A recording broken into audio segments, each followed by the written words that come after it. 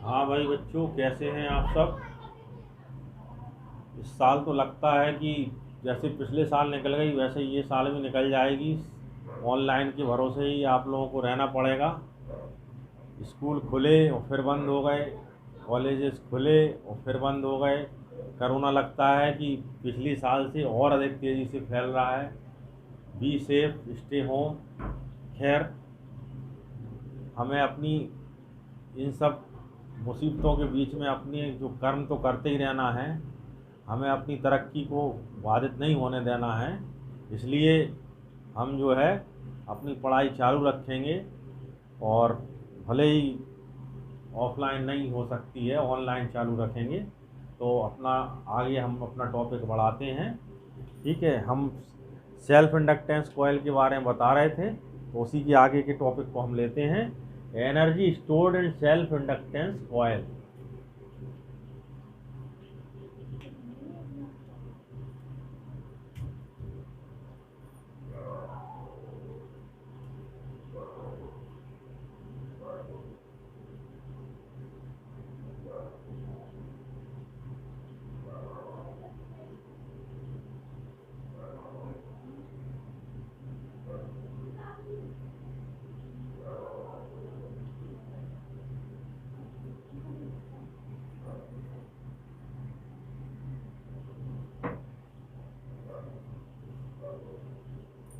तो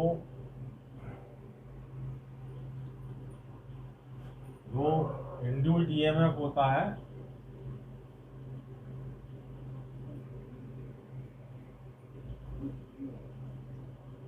उसकी वैल्यू क्या होती, -d∅/dt। ठीक है, और फाई इक्वल टू क्या होता है, L/I। तो d∅/dt क्या होता है, L/di/dt। ठीक है, ये किसके बराबर होता है, E के बराबर। ठीक, तो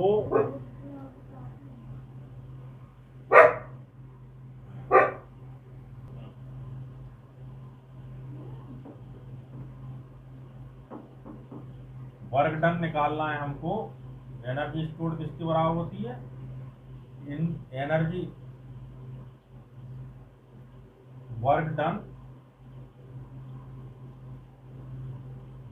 in maintaining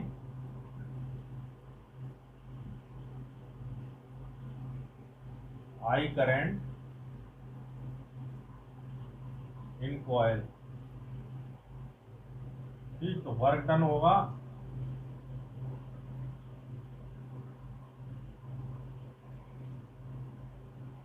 E into dq। ठीक, तो dq किसके बराबर होगा,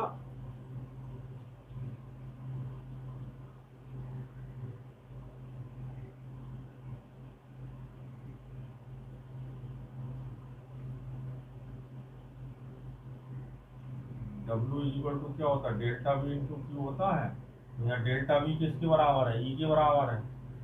ठीक, तो यहाँ ये dq होगा, यहाँ E किसके बराबर है,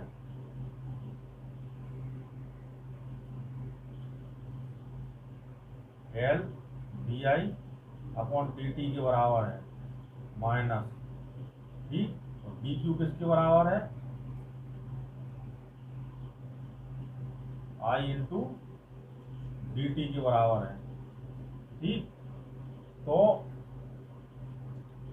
माइनस माइनस प्लस हो जाएगा, dt से dt कैंसिल हो जाएगा, ये हो जाएगा -Li। माइनस तो हट गया क्योंकि माइनस माइनस प्लस हो गया, L/di/dt। ठीक है, Li इंटू dt से dt कैंसिल हो गया, W। अब इसका स्मॉल dw की बात कर रहे हैं हम। ठीक, स्मॉल dw की बात कर रहे हैं, तो इसका हम करेंगे integration. 0 to I।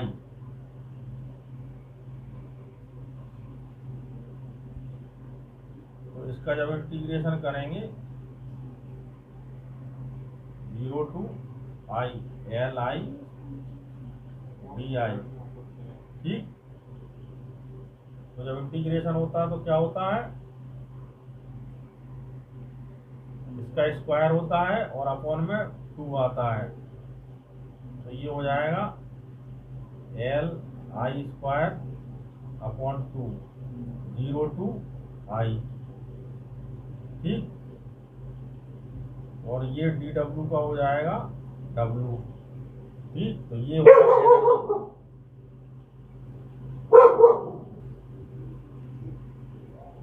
Work done in maintaining I current in coil is equal to बराबर होगा ये एनर्जी स्टोर्ड के बराबर। तो यहाँ आई की वैल्यू रखेंगे ऊपर, तो ये हो जाएगा W बराबर 1/2 LI स्क्वायर, ठीक है। और ये हो जाएगा एनर्जी स्टोर्ड के बराबर।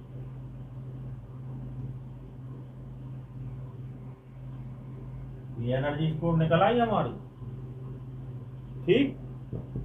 तो energy stored in self inductance coil निकल आई, ठीक है। अब हम म्यूचुअल इंडक्टेंस डिस्कस करते हैं। जिस तरह से सेल्फ इंडक्टेंस हमने डिस्कस की थी, तो म्यूचुअल इंडक्टेंस क्या है। सेल्फ इंडक्टेंस ये थी कि अगर खुद की करंट की वजह से उसके फ्लक्स में अगर चेंज होता है, ठीक है, मतलब सेल्फ इंडक्टेंस ये थी कि अगर कोई करंट फ्लो कर रही है किसी कॉइल में और उसकी कॉइल में करंट जो फ्लो कर रही है उसमें अगर चेंज होता है, तो उस करंट की चेंज होने की वजह से उसके कंसर्न फ्लक्स में चेंज होगा। फ्लक्स में चेंज होगा तो उसमें क्या होगा, उसमें इंडक्टेंस होगा, सेल्फ इंडक्टेंस होगा। सेल्फ इंडक्टेंस क्या प्रोसेस कहलाती है, सेल्फ इंडक्टेंस कहलाती है कि उसमें इंड्यूस्ड ईएमएफ प्रोड्यूस हो जाए, इंड्यूस्ड करंट प्रोड्यूस हो जाए। तो जिस डायरेक्शन में उसमें अगर करंट प्रोड्यूस हो रही थी, उसकी अपोजिट डायरेक्शन में उसमें जो है इंड्यूस्ड करंट प्रोड्यूस हो जाती है उसी कॉइल में, तो उसको कहते थे अपन सेल्फ इंडक्टेंस। म्यूचुअल इंडक्टेंस क्या है, अगर एक कॉइल में जो करंट है उसकी वजह से जो फ्लक्स होता है, वो फ्लक्स दूसरी कॉइल में से भी के संपर्क में रहता है, दूसरे फ्लक्स से भी कंसर्न रहता है वो फ्लक्स। तो जब वो फ्लक्स चेंज होता है उस पहली वाली कॉइल के करंट में चेंज होने की वजह से, तो वो दूसरे कॉइल के भी संपर्क में है वो फ्लक्स, तो वो उसकी कंसर्न फ्लक्स भी चेंज होता है। तो उससे कंसर्न जब फ्लक्स चेंज होता है तो अकॉर्डिंग टू लेंज लॉ वो फ्लक्स चेंज का वो ग्रोथ करती है वो वाली कॉइल, दूसरी वाली कॉइल, और उसमें इंड्यूस्ड करंट प्रोड्यूस हो जाती है। इस प्रोसेस को कहते हैं हम म्यूचुअल इंडक्टेंस। एक दूसरे की वजह से एक दूसरे में जो है इंडक्टेंस प्रोड्यूस होती है और उससे उसमें इंड्यूस्ड ईएमएफ प्रोड्यूस होता है, इसको म्यूचुअल इंडक्टेंस कहते हैं। तो हम म्यूचुअल इंडक्टेंस को समझते हैं। अगर एक बड़ी वाली कॉइल है, वो एक्सियल दो कॉइल रखी हुई है, एक बड़ी वाली कॉइल है S2 सोलेनॉइड है और एक छोटा वाला सोलेनॉइड है S1 जो इसके बीच में है, ठीक है। S1 में N1 टर्न है और S2 में N2 टर्न है, ठीक है, और दोनों की लंबाई L है, ठीक है। तो इसमें number of turn per unit length N1/L हो जाएंगे पहली वाली कॉइल में, और दूसरी वाली कॉइल में स्मॉल n2 = N2/L हो जाएंगे, ठीक। तो क्या होता है, जब हम इस करंट की बात करते हैं, बड़ी वाली जो कॉइल है उसकी करंट की बात करते हैं, तो उसकी वजह से जो फ्लक्स है वो छोटी वाली कॉइल के कंसर्न होगा, और जब ये फ्लक्स इसके कंसर्न होगा तो इसकी वजह से जो म्यूचुअल इंडक्टेंस होगी फर्स्ट की सेकंड पर जो के रिस्पेक्ट में जो म्यूचुअल इंडक्टेंस होगी उसकी वजह से जो है फ्लक्स इसमें होगा। तो इससे कंसर्न फ्लक्स कितना होगा, इससे कंसर्न फ्लक्स होगा N1/1, ठीक। ये N1/1 कंसर्न फ्लक्स किस करंट की वजह से हो रहा, I2 करंट की वजह से हो रहा है।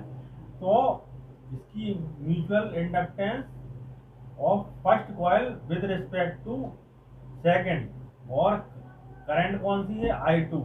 अगर I2 में चेंज होगा तो ये ∅1 में चेंज होगा, और ∅1 में चेंज होगा तो उसको कह लेंगे म्यूचुअल इंडक्टेंस, और म्यूचुअल इंडक्टेंस की वजह से फिर इसमें इंड्यूस्ड ईएमएफ प्रोड्यूस होगा। किसमें प्रोड्यूस होगा? इस वाली में प्रोड्यूस होगा।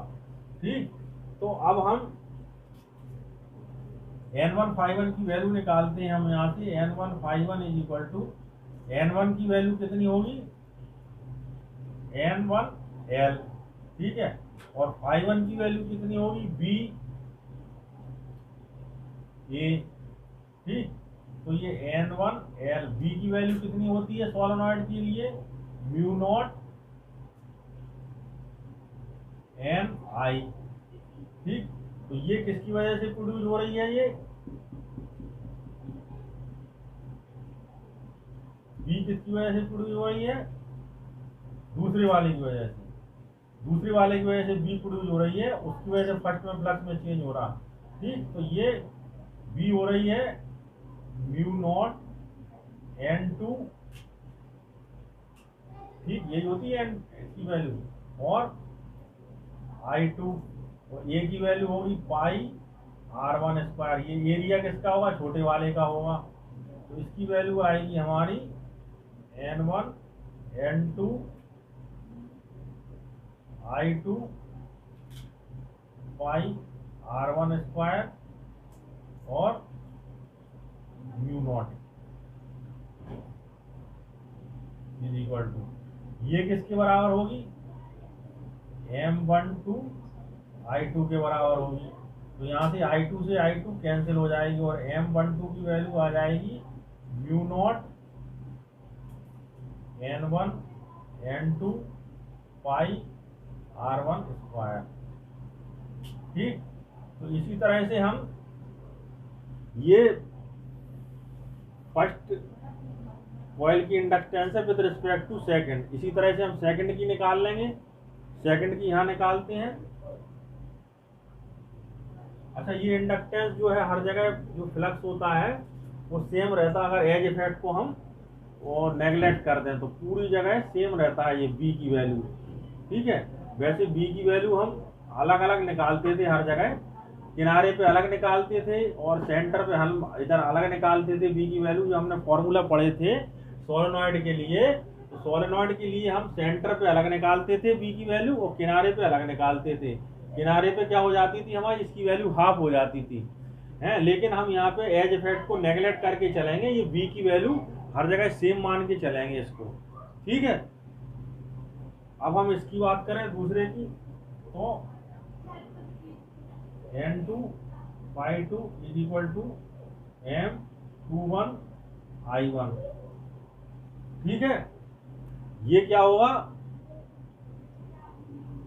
ये होगा पहली वाली, जो इसमें अगर I1 करंट फ्लो कर रही है, ठीक, तो उसकी वजह से जो फ्लक्स होगा ∅2 वो दूसरे का फ्लक्स होगा, और उसके टर्न N2 है, तो इसका टोटल फ्लक्स अगर उसका फ्लक्स अगर ∅2 है तो टोटल फ्लक्स N2 ∅2 होगा। तो N2 ∅2 इज इक्वल टू हो जाएगा M21 I1, क्योंकि I1 में की वजह से ये फ्लक्स है, जैसे इसके लिए हमने लिया था। तो अब यहाँ से हम N2 ∅2 की वैल्यू निकालेंगे, ठीक है। तो अब यहाँ एक समझने की बात यह है, तो N2 तो ठीक है, N2 की जगह N2 into L हो जाएगा, लेकिन ∅2 जो है फ्लक्स है, किसकी वजह से फ्लक्स है जी? इसकी वजह से फ्लक्स है। तो ये कन्फाइंड होगा केवल इसी कॉइल तक, इसी सोलेनॉइड तक, ये बाहर वाली सोलेनॉइड तक नहीं फैलेगा ये जो फ्लक्स है। इसलिए एरिया हम केवल अंदर वाली का ही लेंगे। एरिया हम किसका लेंगे? अंदर वाली का लेंगे, क्योंकि फाई की वैल्यू क्या होती है? बी होती है ना, cos थीटा cos तो 0 है, तो एरिया वेक्टर और बी की बेस में 0 डिग्री का एंगल है, तो cos 0 होगा, cos 0 की वैल्यू 1 होगी, तो ये बी हो जाएगा। तो यहाँ ∅2 जब लेंगे तो ये केवल कन्फाइंड है अंदर वाली कॉइल की, बाहर वाली कॉइल तक नहीं फैला हुआ है ये फ्लक्स। इसलिए इसमें जो बी की वैल्यू होगी वो तो चलो ठीक है,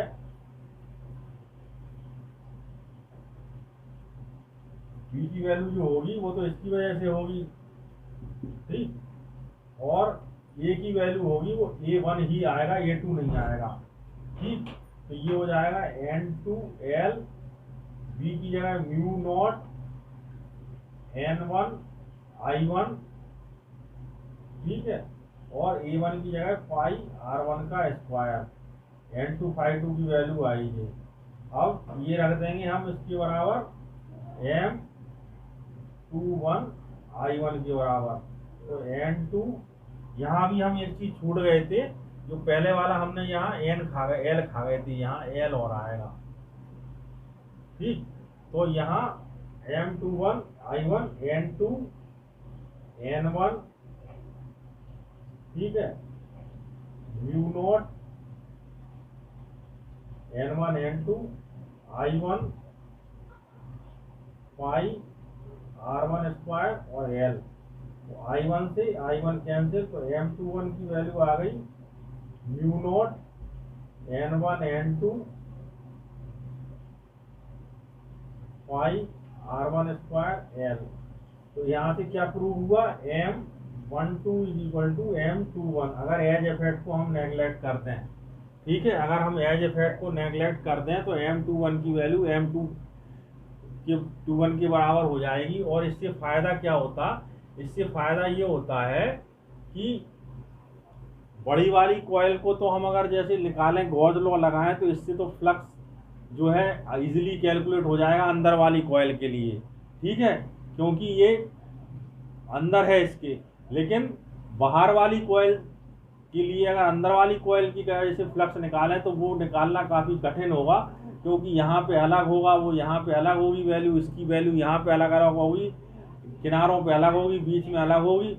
इसलिए जो होती है बड़ी वाली कॉइल के लिए, यानी M12 निकालना आसान नहीं होता है, सॉरी M21 निकालना आसान नहीं होता। M12 तो हम कैलकुलेट कर सकते हैं, M12 को तो हम कैलकुलेट कर सकते, ठीक, लेकिन M21 का कैलकुलेशन कठिन होता है, क्योंकि इसकी वैल्यू अलग अलग होती है, फाई की वैल्यू अंदर वाले की वजह से जो फाई होता है उसकी वैल्यू अलग अलग होती है। तो उसके लिए M21 की वैल्यू कैलकुलेट करना आसान नहीं होता। तो इस फॉर्मूले से हम अगर M12 निकालेंगे तो M21 भी निकल आएगी हमारी। तो ये इसका ये फायदा है, ठीक है। ये वाला चैप्टर आज हमारा कंप्लीट होता है, ठीक।